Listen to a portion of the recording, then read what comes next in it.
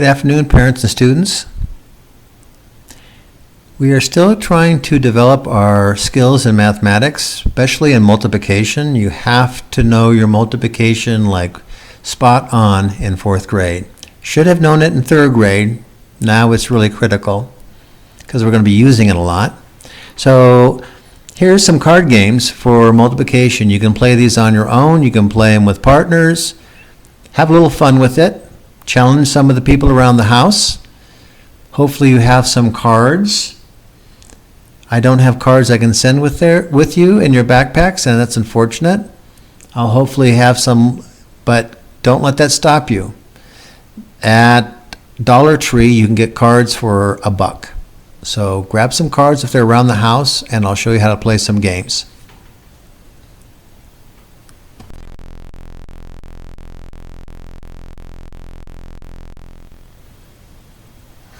If you're having trouble with your multiplication, or if you just want to have a little fun with multiplication, I'm going to show you some variations on card games you can play at home. Most of these games require 2 people, but you can play them by yourself. Some games you include 3 or 4 people. You're going to need a deck of cards.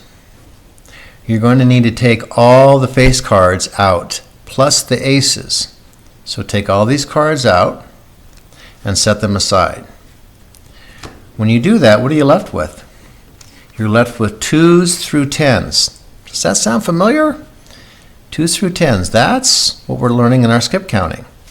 So this is to help you with your multiplication if you're having a little bit of trouble, and you can have a little bit of fun with this also. The first game can be played with 2 or 3 people, or even by yourself, where you take your deck of cards that don't have the face cards or the aces in it, and you turn over 2 cards, and you have to come up with the product for those 2 cards. So we'll say 5 times 9. If you don't know what 5 times 9 is, you're going to have to think about it for a little while. If someone else, let's say a person on this side or a person on this side, knows what 5 times 9 is, and they give the correct answer, they keep the 2 cards. So let's say a person over here says 45. They will keep those 2 cards. And you just keep playing the game until the pile's done, and then see who has the most cards. Let's try this again.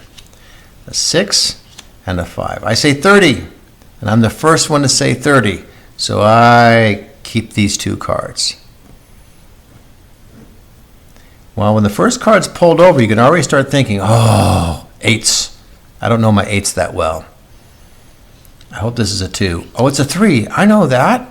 But let's say this person over here already says 24. They get to keep those 2 cards. So you play the game until the pile's gone, and then you count up your cards and you see who won.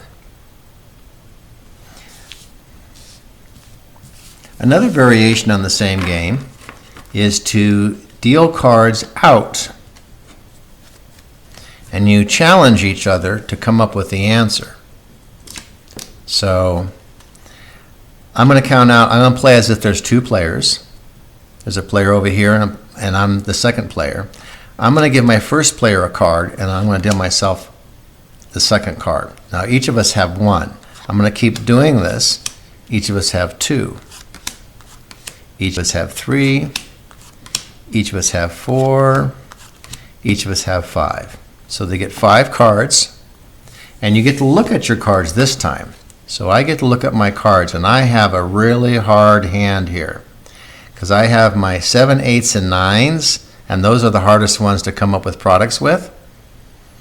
And I don't know what my opponent has. They get to look at their cards by themselves.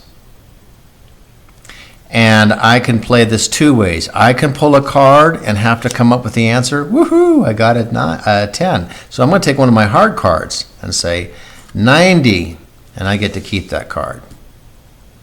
Now it's my opponent's turn over here. They're going to pull a card. Oh man, they got an easy one. And look at all the easy cards this person has. They got 3 5s. The 5s are the easiest.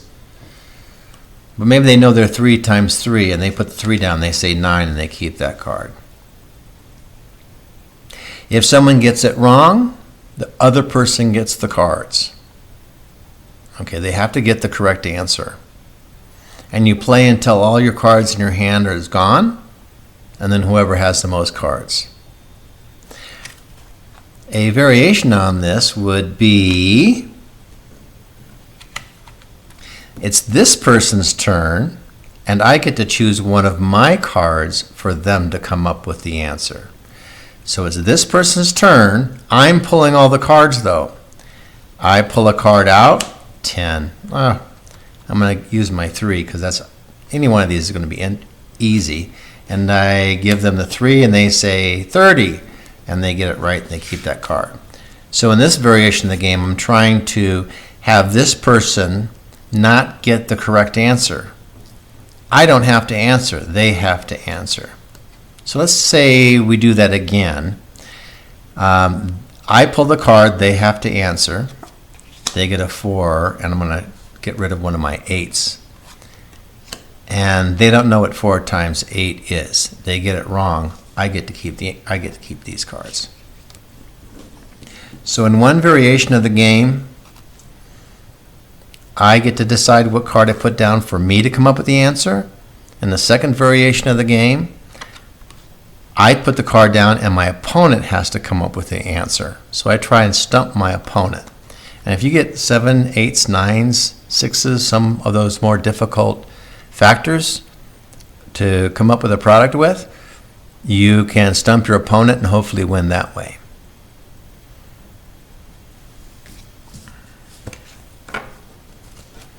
Let's try the last variation of card games using multiplication. So we aren't using addition anymore, we're using multiplication. Addition is something you should already know by 3rd grade. Multiplication you should know by 3rd grade.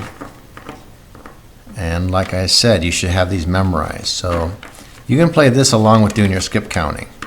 You can have your skip counting right beside you if you'd like. So you look at your skip counting sheet while you play the card game. That would be a little bit helpful. Okay, the last one you've probably seen before. This is a game called Concentration. And I'm sure a lot of you have played this with cards, where you try and match numbers. You'll hand out the whole deck. So the whole deck will be face down. I don't have enough room here, but you pass out the whole deck or lay the whole deck down flat on on the floor or on a table. And then you choose which cards you're going to multiply together. You don't know what the cards are. So each person takes a turn. These cards are new and hard to pick up. There we go.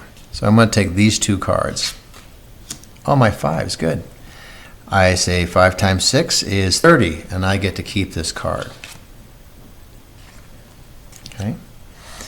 So this is another variation. It'd be someone else's turn to pick up a card. And you could time this like you do your skip counting. You can say you have 5 seconds to come up with an answer. And if they don't come up with the answer quick enough, you can turn the cards back down and put them back down into the field, and someone else has to come up with an answer. So those are 3 card games you can use to help know your multiplication facts. I hope this gives you some kind of opportunity to do something over the holidays maybe, and to see who's the multiplication master in your household. I hope you have a good time.